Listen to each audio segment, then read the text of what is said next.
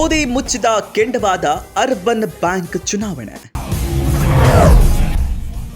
ಘಟಾನುಘಟಿಗಳ ನಡುವೆ ಹೊಸಬರ ಭರ್ಜರಿ ಪೈಪೋಟಿ.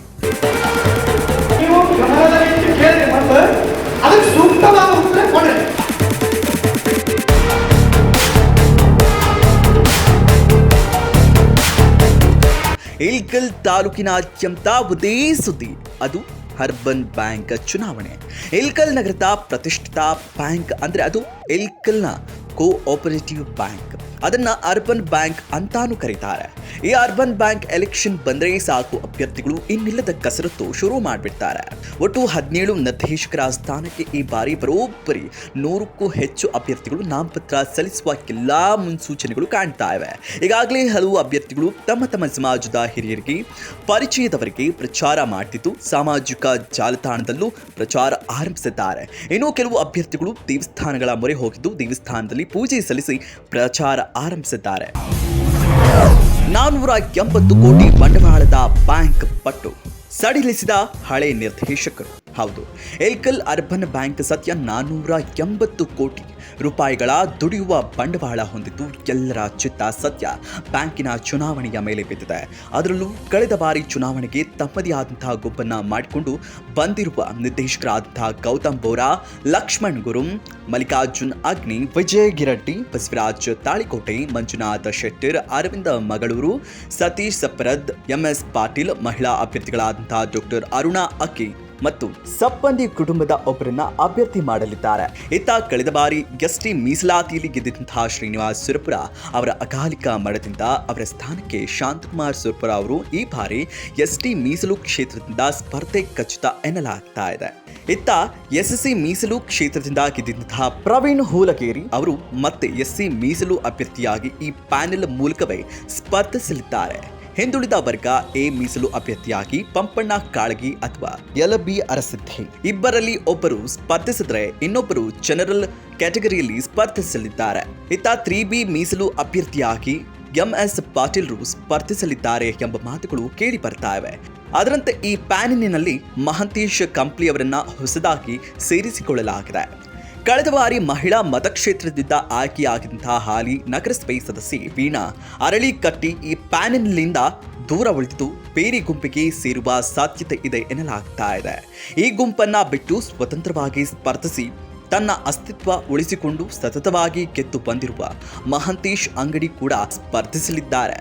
ಈತ ಸತತ ಸೋಲುಗಳನ್ನ ಕಂಡು ಕಳೆದ ಬಾರಿ ಚುನಾವಣೆ ಗೆದ್ದಿದ್ದ ಚರಲಿಂಗಪ್ಪ ಅಕ್ಕಿ ಕೂಡ ಮತ್ತೆ ಕದನ ಕಣದಲ್ಲಿ ಉಳಿಯಲಿದ್ದಾರೆ. ಹೊಸ ಅಭ್ಯರ್ಥಿಗಳು ಕಣಕ್ಕೆ ಇನ್ನಿಲ್ಲದ ರಾಜಕೀಯದ ಬಣ.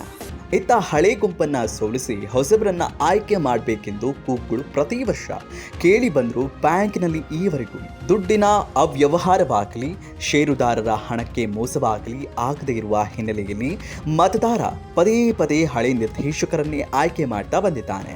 ಆದರೆ ಈ ಬಾರಿ ಬ್ಯಾಂಕಿನಲ್ಲಿ ನೌಕರಿ ಕೊಡಿಸುವ ಹಿನ್ನೆಲೆಯಲ್ಲಿ ಅನೇಕ ವಿವಾದಗಳು ಉದ್ಭವವಾಗಿದ್ದು ನಿಮಗೆ ಗೊತ್ತೇ ಇದೆ. ಈ ಪ್ರಕರಣಗಳು ಯಾವ ರೀತಿ ಚುನಾವಣೆಯಲ್ಲಿ ಪರಿಣಾಮ ಬೀಳುತ್ತೋ ಗೊತ್ತಿಲ್ಲ. ಆದರೆ ಹೊಸ ಅಭ್ಯರ್ಥಿಗಳ ದೊಡ್ಡ ಪಟ್ಟಿ ಇರೋದಂತೂ ಸತ್ಯ. ಕಳೆದ ಬಾರಿ ಶಾಸಕ ವಿಜಯನಂದ ಕಾಶಪ್ಪನವರು ಮತ್ತು ಉಸ್ಮಾನ್ ಗಣಿ ಹುಮಾನುಬಾದ್ ತಮ್ಮದೇ ಆದ ಹೊಸ ಗುಂಪನ್ನ ಮಾಡಿದ್ರು. ಅದರಲ್ಲಿ ಹಳೆಯ ಗುಂಪಿನ ಸದಸ್ಯರನ್ನೂ ಕೂಡ ಹಾಕಿದ್ರು. ತರಾತುರಿಯಲ್ಲಿ ಆಗಿದ್ದ ನಿರ್ಧಾರದಿಂದ ಆ ಹೊಸ ಪ್ಯಾನೆಲ್ ಹೇಳಿಕೊಳ್ಳುವಷ್ಟು ಸಾಧನೆಯನ್ನ ಮಾಡಿರಲಿಲ್ಲ. ಸದ್ಯ ಅಳೆದು ತೂಗಿ ಕಾಂಗ್ರೆಸ್ ಬೆಂಬಲಿತ ಅಭ್ಯರ್ಥಿಗಳನ್ನ ಹಾಕಲಿದ್ದಾರೆ ಎನ್ನುವ ಮಾತುಗಳು ಕೂಡ ಹರಿದಾಡ್ತಾ ಇದೆ. ಇತ್ತ ಮಾಜಿ ಶಾಸಕ ದೊಡ್ಡನಗೌಡ ಪಾಟೀಲ್ ಅರ್ಬನ್ ಬ್ಯಾಂಕ್ ಚುನಾವಣೆಯಲ್ಲಿ ಪ್ರತ್ಯಕ್ಷವಾಗಿ ಯಾವತ್ತೂ ಚುನಾವಣೆಯಲ್ಲಿ ಭಾಗಿಯಾಗಿರಲಿಲ್ಲ. ಆದರೆ ತಮಗೆ ಆತ್ಮೀಯರಾದವರನ್ನ ಗೆಲ್ಲಿಸುವ ತೆರೆಮೆರೆಯ ಕಸರತ್ತು ಮಾಡಲಿದ್ದಾರೆ ಅನ್ನುವುದನ್ನು ತಳ್ಳಿ ಹಾಕುವಂತಿಲ್ಲ. ಇತ್ತ SR ನವಲಿ ಹಿರೇಮಠರಿಗೆ ಅರ್ಬನ್ ಬ್ಯಾಂಕ್ ಚುನಾವಣೆ ಬಗ್ಗೆ ಪ್ರಶ್ನಿಸಿದಾಗ, ಇಂತಹ ಬ್ಯಾಂಕ್ ಚುನಾವಣೆಗಳಲ್ಲಿ ರಾಜಕಾರಣಿಗಳು ರಾಜಕಾರಣ ಮಾಡಿ ಹಲವು ಬ್ಯಾಂಕ್ಗಳು ಮುಚ್ಚುವ ಹಂತದಲ್ಲಿದ್ದು ನಾನು ಯಾವುದೇ ಅಭ್ಯರ್ಥಿಗೆ ಬೆಂಬಲ ನೀಡೋದಿಲ್ಲ ಮತ್ತು ಈ ಚುನಾವಣೆಯಲ್ಲಿ ರಾಜಕಾರಣ ಮಾಡೋದಿಲ್ಲ. ಪ್ರಾಮಾಣಿಕವಾಗಿ ಬ್ಯಾಂಕಿನ ಶ್ರೇಯೋಭಿವೃದ್ಧಿಗೆ ಶ್ರಮಿಸುವವರು ಗೆದ್ದು ಬರಲಿ ಎಂದಿದ್ದಾರೆ. ಹೊಸ ಅಭ್ಯರ್ಥಿಗಳ ಪಟ್ಟಿ ನೋಡೋದಾದರೆ ಸಾಮಾನ್ಯ ಮೀಸಲು ಕ್ಷೇತ್ರಕ್ಕೆ ಕಾಂಗ್ರೆಸ್ಸಿನ ಹಾಲಿ ನಗರಸಭೆ ಸದಸ್ಯೆ ಅಮೃತ ಬಿಚ್ಚಲ್, ಫಿಟ್ಟಲ್ ಚಕ್ಕ, ಬಿಜೆಪಿಯ ಹಾಲಿ ನಗರಸಭೆ ಸದಸ್ಯ ಸುಗರೇಶ್ ನಾಗಾಲೋಟಿ, ಚಂದ್ರಶೇಖರ್ ಏಕಬೋಟೆ, ಗುರು ಮಹಂತೇಶ್ ಅಂಗಡಿ, ಮಹಂತೇಶ್ ರುದ್ರಗೌಡ ಪಾಟೀಲ್, ರೈತ ಹೋರಾಟಗಾರ ಬಸನಗೌಡ ಪಾಟೀಲ್, ಚಂದ್ರು ಅಪ್ಪಾಜಿ ಮತ್ತು ಬಸವರಾಜು ಜಾಲಿಹಾಳ ಸ್ಪರ್ಧಿಸಲಿದ್ದಾರೆ.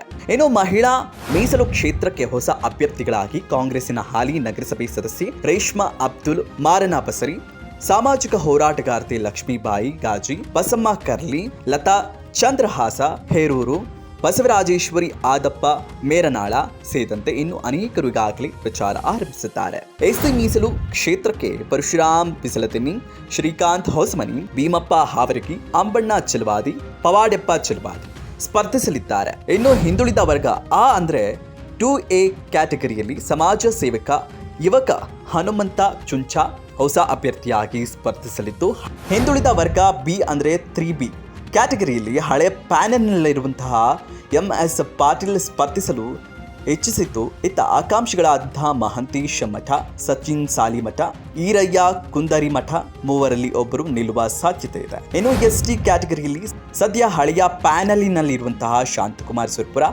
ಅವರ ಹೆಸರು ಮಾತ್ರ ಕೇಳಿ ಬರ್ತಿದ್ದು, ಬಹುತೇಕ ಅವಿರೋಧ ಆಯ್ಕೆಯಾಗಲಿದೆ ಎನ್ನಲಾಗ್ತಾ ಇದೆ. ಸದ್ಯ ಮುಂಚೂಣಿಯಲ್ಲಿರುವಂತಹ ಹೆಸರುಗಳು ಮಾತ್ರ ಕೇಳಿ ಬರ್ತಿದ್ದು, ಇನ್ನು ಅನೇಕ ಅಭ್ಯರ್ಥಿಗಳಿಗೆ ಹೆಸರನ್ನ ಬಹಿರಂಗಗೊಳಿಸದೆ ತೆರೆಮರೆಯಲ್ಲಿ ಕಾದು ನೋಡುವ ತಂತ್ರಕ್ಕೂ ಮುಂದಾಗಿದ್ದಾರೆ.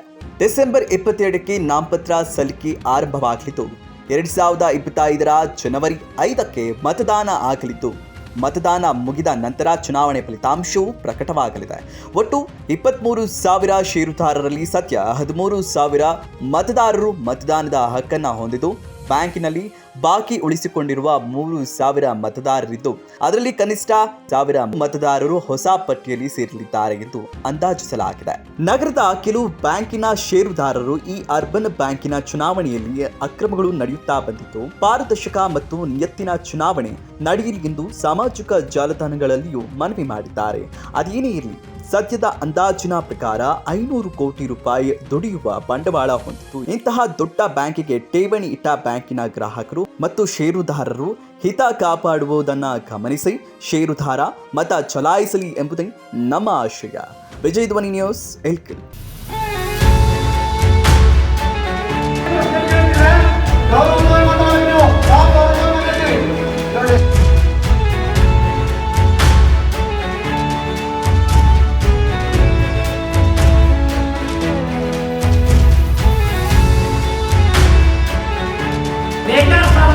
ಇನ್ನೊಂದು ಕ್ವಶನ್ ಬಿಟ್ಟರೆ ನೀವು ಯಾರ್ಯಾರು ಎಷ್ಟು ದುಡ್ಡು ಕೊಟ್ಟಿರಿ ಅಂತ ಅಮೌಂಟ್ ಹಾಕಿದ್ದೀನಿ ನಾನು 12 ಲಕ್ಷ ಓದಿಲ್ಲ.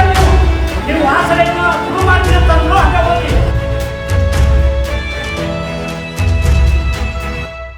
ಇನ್ನಷ್ಟು ಅಪ್ಡೇಟ್ಗಳಿಗಾಗಿ ಫಾಲೋ ಮಾಡಿ ವಿಜಯ ಧ್ವನಿ ನ್ಯೂಸ್.